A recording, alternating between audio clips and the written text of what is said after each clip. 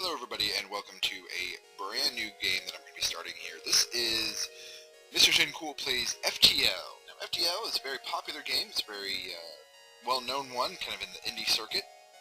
It came out last year and made a big splash. And what it is a roguelike-y kind of game, set in kind of a space exploration where if you're not familiar with roguelikes, it is a randomly generated kind of game where you have to get to the end, defeat the final boss with the random assortment of abilities and upgrades that you will get along the way. It is also extremely difficult. So I am going to be playing this. I'm going to be playing it one sector at a time. I am just going to start with you can unlock a bunch of ships. That's kind of another one of the big draws of roguelikes, are the unlocks. And this is the ship that you start with, so that's the ship the ship I'm going to start for you guys. However, I have unlocked several ships, still haven't gotten a couple of them, but I'm not too worried about that. So we're just going to go with the bog standard Kestrel, which actually is one of the better ships. I like the Kestrel a whole lot. And we will get into gameplay as we go. I'm going to play on easy because I am a wussy man, and it's hard enough playing on easy as opposed to normal. So the only real difference is that you get more money when you're playing on easy. Otherwise, everything is pretty much identical. Other than that, yeah, let's go ahead and get started. So, the story. The data you carry is vital to the remaining Federation fleet. You'll need supplies for the journey, so make sure to explore each sector before moving on to the next, but get to the exit before the pursuing rebel fleet can catch up. That's literally the entire story. I mean, it's real light on that. It's all about the gameplay, which is cool. Alright, so, you know what? Something I forgot to do, and I'm going to go back and, this is... you have your crew. Right now we only have 3 human crew. I completely forgot. You can customize them, which is what I'm going to do, of course. So we have Zen Cool as our first guy. Accept. And accept. We got Jack here. He is going to become Mr. Abramax Xavier. We'll just say I call it Abramax. Once again, kind of the customization is kind of the key here. Abramax, if you are not watching my XCOM Enemy Unknown Let's Play, Abramax is a good friend of mine, and in fact I am doing this Let's Play on his recommendation. He loves the game a lot, he's been playing a lot of it, and he said, hey, why don't you do FTL? I said, sure, let's do it. So, and so to break up this sausage fest, let's go with a female here, and this will be my friend Pixie. That's obviously not her real name, just like Abramax is not his real name, but that's what I call her.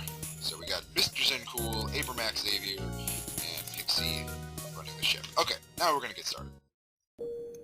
So here's your ship, and you have different systems. That's what all these little symbols are. This is shields, and medbay, weapons, engine room, life support, and your cockpit. So Mr. Zen Cool is the captain. He is going to stay on the bridge. Abramax, you go run the engines, and Pixie, you run the weapons. Now they will run automatically. You don't have to have somebody manning it. So just because we don't have somebody in shields doesn't mean we're not going to have shields. All it means is that I get a slight little bonus. So I get like a 5% evade for having a guy in there, and my weapons will recharge a little bit faster with her in there. So speaking of which, let's go ahead and get our weapons charged up, and we will jump. This is the main mechanic right here. Go to the star map, or I'm sorry, the beacon map, and we can jump to different points of interest. Now, we don't know what's going to go on. It's an unvisited location, and each jump is random. So let's see what happens on our first jump here. Nebulas are known to be popular mantis hunting grounds. Information you would have done well to heed here. So the first ship we're going to run up against is a mantis ship. Obviously, in the early game, these are not going to be too terribly difficult, although I have had my first jump almost completely annihilate me before, but I don't think that's going to be the case here. So what we do is we have our... I'm going to rearrange this, actually. We have our burst laser, and we have our Artemis missile launcher. Now, lasers, they will be stopped by the shield, and they do have a chance to miss. However, they can knock out the shield. Missiles will penetrate the shield. You don't have to worry about their shield up here. And they do a lot of damage, and you can target them. However, you have a limited number. I only have 8 missiles. So at the beginning, I'm actually not going to use any missiles at all. I am just going to use my burst laser almost exclusively until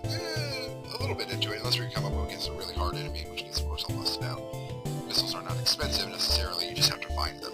So, when you select your weapon, you can choose, you know, it's just like us, they have, you know, shields, bridge, weapons, oxygen, and engines. You always want to worry about knocking out probably the weapons first, honestly, because with the burst laser, it will fire 3 lasers. Ideally, the first one will knock out the shield, and then the other 2 will hit the actual weapons, so it will not be able to fire at us. And you can see it's a charge time, so here we go. And that is exactly how that went. That was perfect. Okay, now we did take some damage. It's just our sensors. I'm not too worried about it. I will fix it afterwards. But let's go ahead and fire again. We'll just fire on the shields. Oh, I shouldn't have done that. That's okay. Let's go ahead and go back to the weapons. And they can repair on the fly just as we can. So hopefully this will... Yes, this should kill it. Perfect. And we took very little damage there. So we'll play it on us. We got 3 fuel, 2 missiles, and 19 scrap. Scrap is money. Consider that dollar bills, y'all. I'm never gonna do that again, don't worry. Jokes don't get any better than this, folks. So we're gonna send Mr. Zen Cool here to fix this real quick. Now, it's because he has left the bridge, we are unable to jump, because we don't have a pilot in there. However, if Abramax here were to leave the engines, we can still jump as long as we have a pilot. It'll just be a little bit slower. However, if our engines get completely knocked out, then we have to get them fixed to at least 1 bar, which is down here. It's a very complex game, kind of at the start, but you know, you should pick it up pretty quickly. I know that all of my viewers are highly intelligent creatures. Okay, so we have a distress beacon. There's no real difference, honestly, just that there's guaranteed to be something here. Sometimes you'll jump to one of these beacons and nothing will be there. It'll just be a empty system, and it'll say something to that effect. Distress beacons are guaranteed to have something, so we'll check out the distress beacon.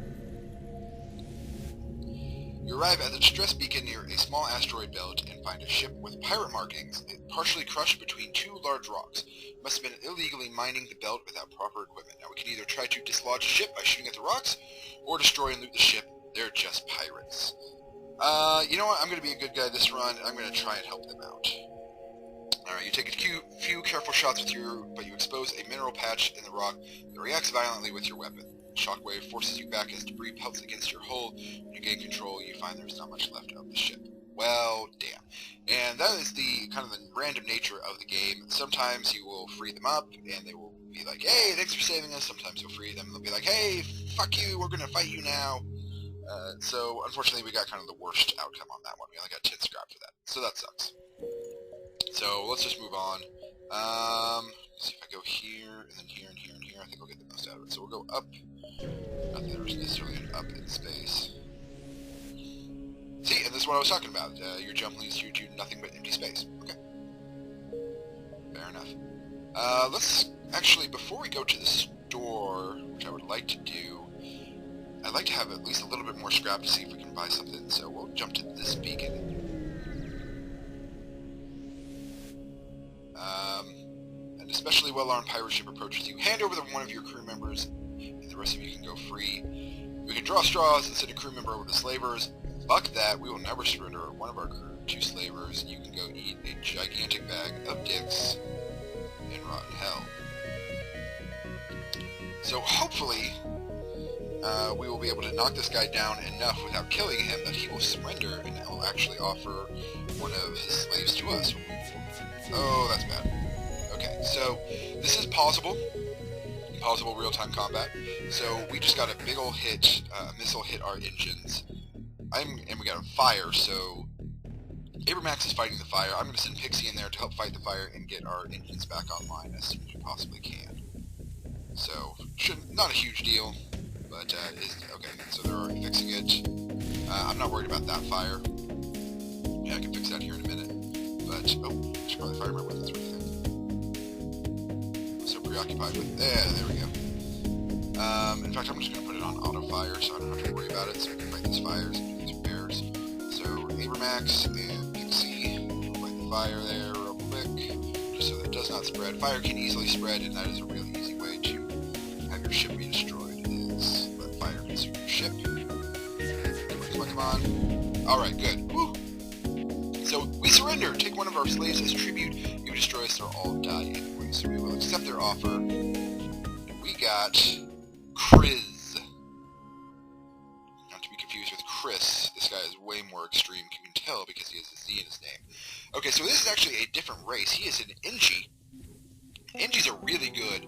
I like Engis a lot. In fact, if we go here to ship, we can kind of take a look. Christoph Z. Okay, so I guess it's not Kriz, it's Christoph Z, but I like Kriz. It's unclear if the Engi are entirely or partly organic or entirely mechanical, but it's well known that they make exceptional engineers. So these are just humans. They are common and uninteresting. These guys, their repair speed is doubled, however their combat damage is halved. So you can be boarded by enemy ships. It will happen at some point, so we just gotta be prepared for that. But if we get damaged, then Kriz here can easily repair. So I sent Pixie and Abramax to the med bay to get healed up a little bit. In fact, look, I'm going to turn off the med bay so we have a little bit more engine, and then activate the med bay later. So we didn't get any. Okay, so here's the kind of the impetus to move along rather than exploring every single beacon. This is the rebel fleet. They are chasing you. If they catch you, you will have to fight a very, very difficult battle, and you will continue to have to fight difficult battles until you are able to escape or until they kill you, more likely the latter. So don't dawdle or you die. So what do we got? The AA of nearby rebel scout immediately identifies you as a threat and engages. Okay, deal. We're just going to take this guy out as standard. Now, as you play the game a lot, which I have, I think I have like 100 and some odd hours logged into this game, you can start to identify before anything. Oh, that was bad. Okay. You can identify some of the weapons that they're using before they actually fire. I knew that this was an ion beam and a missile, which is not a great combination. And with our Engi here in the shields, that's not a big deal. Ion weapons will, when they hit your shield, they will automatically take it down for a few rounds. And, or not a few rounds, but a few seconds. And you can't repair it, you just have to wait for it to come back online. And if they hit your system, if they manage to bypass your shield, if they hit, like, the weapons or the engine, again, it won't damage it, but it will disable it for a lengthy amount of time, and there's nothing you can do about it. So ion weapons are actually pretty good. They can't do any damage by themselves, so they have to be paired up with something. Whatever that is, whether it's a weapon, or like a beam weapon, or a laser weapon, whatever. But, so, not exactly a thrilling fight right now. Hopefully we'll get something cool in the shop so I can kind of show off some of the other stuff. And there you go. Well done. 17 scrap, 3 fuel, and 2 missiles. Cool. Let's check out what the store has for sale. Alright, so we have a breach bomb, and we have a Pegasus missile. I can't even afford the Pegasus unless I sell my Artemis, which might not be a bad idea. Or I can get drone control if I sell... Oh, that sucks. I can't really buy anything good. You know what, that's fine. We'll buy some fuel, and repair up a little bit, and buy a missile. That'll give us a nice 50, and we'll move on. We can also upgrade our ship here, which I'm going to go ahead and do. First of all, we need to upgrade the reactor. This gives us enough power bars to actually do stuff, as you can see down here. Once you start activating things, then it takes out of the reactor. So, reactor has to be upgraded before you can upgrade any of the actual systems. And another empty system. Empty systems are kind of a blessing and a curse. Obviously, they're a blessing because you're not going to expend any resources to do anything. Let's see. A pawnbroker set up shop at this obscure beacon. He might be offering something worth looking at. He wants to trade me 2 fuel for 5 missiles. That's a good deal. I'll take it. And we have lots of missiles, so we will start using our Artemis missile launcher. We still got time, I feel, so let's go down to this beacon, cut across, and we'll escape by the skin of our teeth. Alright. The nearby pirate seems to have advanced hacking tools, and they have tried to shut down our engines. Your crew manages to keep them barely operational and you move into attack. Alright, so we're going to lose one of our engines. That's fine. That's a 5% evade. I'm not too worried about that. Artemis missile launcher. First thing we're going to do is we're going to not even worry about our burst laser. That will come in a minute. Oh, and he's got a drone. It's going to take pot shots at us. This could actually be kind of a nasty fight. So, alright, so shields are gone. Weapons are now gone. Good, okay. That wasn't so bad. Actually, I don't think I took any damage at all there. And ship is gone. Okay, I probably shouldn't have fired that missile. I probably should have just went for the beam, but 6 fuel, that's great, and 31 scrap. That's a pretty good haul for the first couple levels here, or the first sector, I should say. And let's see. Attack the pirate, of course. A remote settlement being blockaded by a pirate ship. Yeah, fuck that. You're getting smoked here, bitch. Target the shields! And just keep kind of rinsing and repeating. Like I said, I really hope I get some more interesting weapons. But the first shield, the first sector... Oh, okay. So I will explain what just happened there. That is a beam weapon, and I think it's probably just a pike beam. Anyway, it doesn't matter. If you have any shields at all, a pike beam won't do shit to you, unless you get some of the higher end some of the higher end beams. But for the most part, if you have 1 or 2 things of shields, beams will not take your shields down at all, and they can kind of travel across your ship. So you'll see a red line kind of going across when you get one. Take off the missile launcher. I don't want to waste too many missiles here. Easy enough. So they're actually really good. I really like beams them quite a bit. So we got 3 fuel, 1 drone part, which would be a good drone control, which would be nice, and 20 scrap. And from just blowing up the ship, and with the pirates gone, you signal the station. We appreciate what you've done, but there'll be just another ship looking to profit from our oscillation soon enough. Sorry we can't give you more. That's fine. They give us long-range scanners, which I will show what that means. Basically, we can get kind of a feel for, okay, so there's nothing here, but if we were to go here, it's very close to a sun, which I don't want to do that. I'll show those off later some other time, but not right now. So we'll just go to the exit and see what our final beacon here has. Sweet. As soon as you arrive, a small mantis ship detaches from a wreck and jumps away. You must have interrupted their salvage operation because you find a weapon ready to be installed. That's really cool. That's really, really lucky. What is the Hermes launcher? I don't use missiles a lot, so standard but powerful missile. Fires 1 missile, 3 damage per shot, requires 3 power. Okay, cool. Honestly, I'll probably sell it, because, again, I don't use missiles all that much. I prefer laser weapons and beam weapons, but I mean, I use missiles, but honestly, I just stick with the Artemis as much as I can, because it's 1 power, it does enough damage to knock out a shield, so yeah, I mean, I don't really feel any reason to upgrade. Alright, so we will go to the next sector. Apologies for the lightsaber sound effect there, that is my phone texting. And we'll go into the next sector. And we'll probably end the... Oh my lord, okay. So, red is obviously dangerous, hostile sectors, green civilians, and purple-blue are nebulas. Wow, there's a lot of red here. That's not necessarily bad. It'll make the game a little trickier, but it'll also give greater rewards. So, it's very much a risk versus reward kind of game, as are all kind of roguelikes. So, let's go to the rock-controlled sector next, because that will lead us into some green, should I decide to go that way. And I am actually going to call it for this episode, because I'm just going to do 1 sector per video, because if I try to do the whole game by itself, it'll be an hour-long video. Let's watch that. So I will call it here. I am, of course, Mr. Zen Cool, and I am playing a brand new game for you. This is FTL. If you like the game, please consider showing your support by clicking like, commenting, or even better, subscribing. The more comments, subscriptions, and likes I get, the more my videos will go across YouTube, and I can become internet famous, and you will get a share of those spoils. Disclaimer, you will probably not get a share of those spoils, but you will get the warm fuzzy feelings from knowing that you helped me succeed, so please, if you like it, show your support. I will see you next time on Mr. Zen Cool Plays FTL. Thanks so much for watching. I'll see you later.